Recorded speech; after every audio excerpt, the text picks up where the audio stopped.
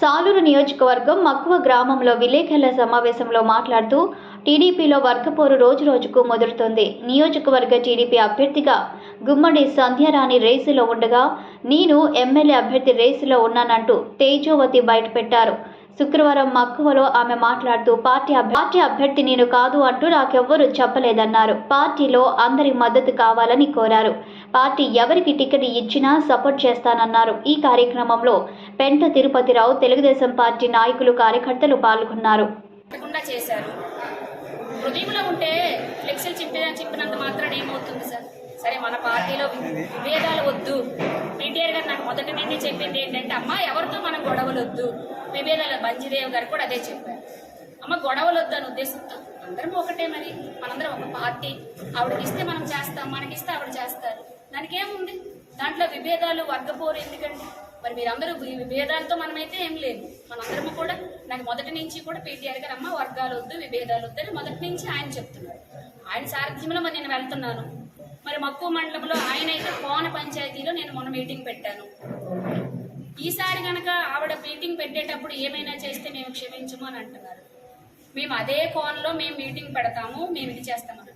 ఆయన మీటింగ్ పెట్టమనండి. మా సహోదరులందరూ కనుక మీటింగ్ కావాలి అరేంజ్ చేస్తే నేను కూడా వస్తాను. నాకు ఏ సహోదరులైతే నాకు ఆహ్వానించి నన్ను గౌరవించారో అక్కడ మీటింగ్ పెట్టారు. ఆయన ఏమంటున్నారు, వాళ్ళెవరూ మా వాళ్ళు కాదు. నేను అక్కడ తెలుగుదేశం తరపున నేను మీటింగ్ పెడతాను అంటున్నారు. పెట్టమనండి. వాళ్ళు వస్తే వీళ్ళు వెళ్తే నేను వస్తాను. నా సహోదరులతో, నా తెలుగుదేశం సహోదరులతో నేను అండగా ఉంటాను. దానికి కామెంట్ చేసుకుని మనలో విభేదాలు పెట్టడం అనేది అది మంచి పద్ధతి కాదని నేను అందరికీ కూడా తెలియజేస్తున్నాను. సభాముఖంగా ఆయన నాకు గుళ్ళవేణు గారు మళ్ళీ చెప్పారు, ఆవిడ క్యాండిడేట్ కాదు అని అనడం మాత్రం ఆయన విజ్ఞతకే విడిచిపెడతాను. నేను క్యాండిడేట్ కాకపోతే నా ఫోన్ ఐవీఆర్ఎస్ కాల్స్ మీ అందరికీ వచ్చిందా? తేజావతమ్మ గారని వచ్చిందా లేదా? మరి నేను ఎలా కాకుండా పోతాను? దాన్ని నేను వాళ్ళ విజ్ఞతకే విడిచిపెట్టేస్తున్నాను సార్. నేనైతే మాత్రం మీరందరూ కలిసికట్టుగా వెళ్ళి నా అభ్యర్థాన్ని మద్దతు మీకు ఇమ్మని నేను మళ్ళీ మరొకసారి కోరుతున్నాను సార్. నేనైతే పార్టీ కోసం వచ్చాను, సమాజ సేవ చేద్దామని వచ్చాను. అలాగే ఏంటంటే నాకు టికెట్ ఇస్తారని ఆశతో నేను వచ్చాను. నేను క్యాండిడేట్ కాదని నేను ఒప్పుకోను. నేను క్యాండిడేట్నే. ఇది ప్రజాస్వామ్యం. ఇది ప్రతి ఒక్కరూ కూడా పోటీ చేయొచ్చు. అర్హత గల అందరూ కూడా పోటీ చేయొచ్చు.